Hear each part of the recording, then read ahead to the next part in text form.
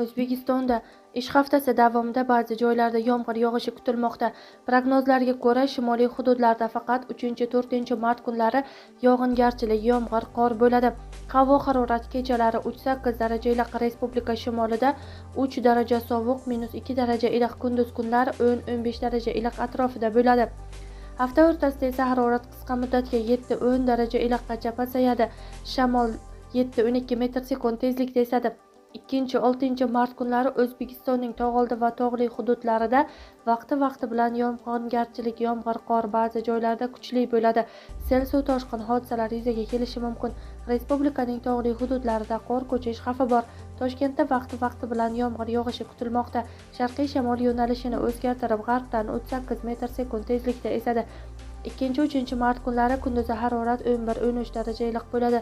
Keyinchalik harorat kunduz kunlari 8-10 daraja iliqqacha pasayadi, kechalari 4-7 daraja iliq bo'ladi. O'zgidromet mart oyi uchun ham ob-havo prognozini e'lon qilgandi. Unga ko'ra, oyning birinchi 10 kunligi oxirigacha davriy yog'ingarchilik kuzatiladi. Oyning 2 va 3 10 kunliklarida harorat o'zgaruvchan bo'ladi. Kechalari 3-8 daraja iliqdan 8-13 daraja iliqqacha, kunduzlari esa 12-17 darajadan 23-28 darajagacha ko'tariladi deyilgan xabarda.